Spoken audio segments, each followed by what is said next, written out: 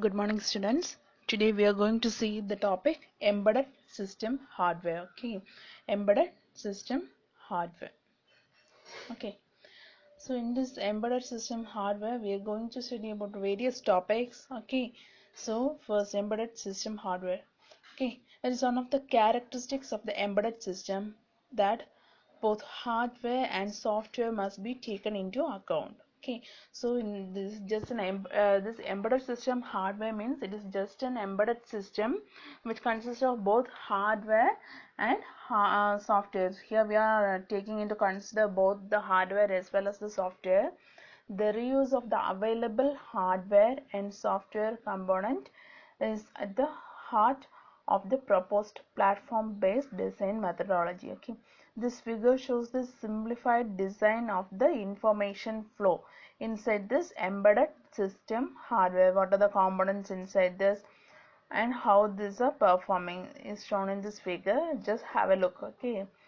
Okay, the hardware for embedded system is much less standardized than the hardware for the personal computer.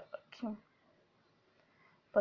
Due to the huge variety of embedded system hardware, it is impossible to provide a comprehensive overview over all type of the hardware components. Okay, there are a variety of components in this embedded system. So we are just in this, we're just having an outlook of this everything. Okay, this figure shows the hardware in a loop structure. That is, what are the hardware used in this embedded system? Normally there is first there will be some sensors. Okay.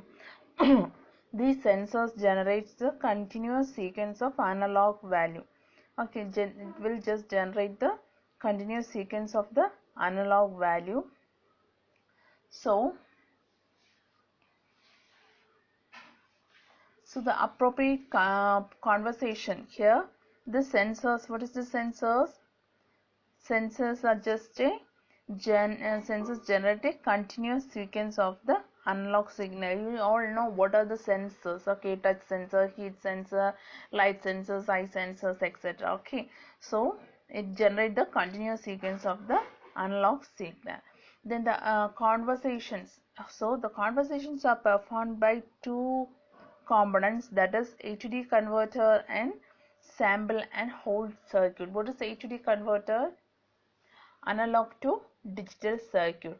So these two circuits are used for the conversation, so conversation purposes, and after this confirmation, then in this information. Okay, so that is the analog signal is converted. This sensors generate a continuous sequence of analog value, right?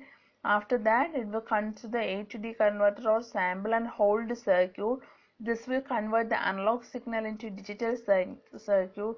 Then it passes to the information processing center. Okay, so the informations will be processed digitally, and it generated results can be displayed in the display unit, and it can be it can also be used to control the physical environment through actuators. So here, so most of these actuators are in analog form, right?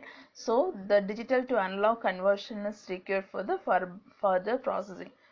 This is mainly appropriate for the control application. So from the sensors, we are giving this analog signal to A/D converter, and then for the further processing, it is given to the information processing, where it processes the information. Then it passes on to the display, and for the actuator to understand the signal, it is converted into digital to analog converter, and it is mainly used for this control applications. Okay, this is given here.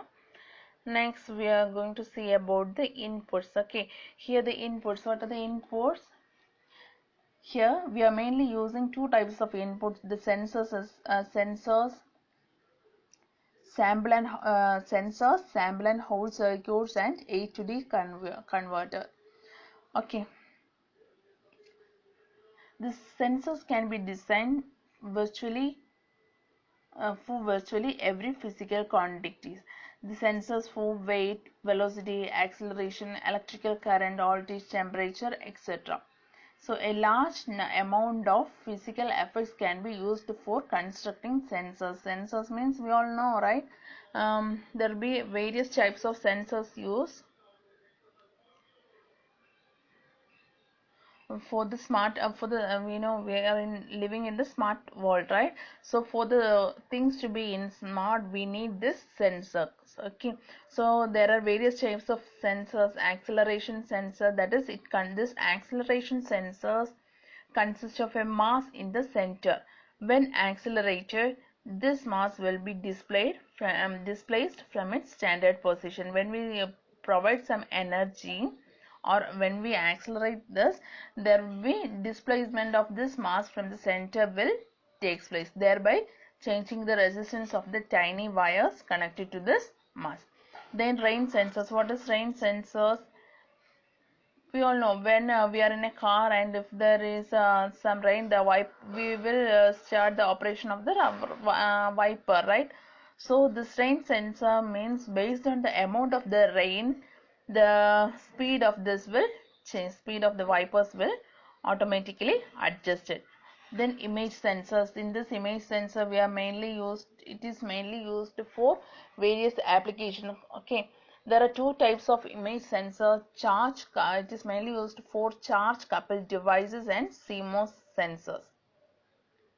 That is the two types of sensors, that is CCD sensors as well as CMOS sensor.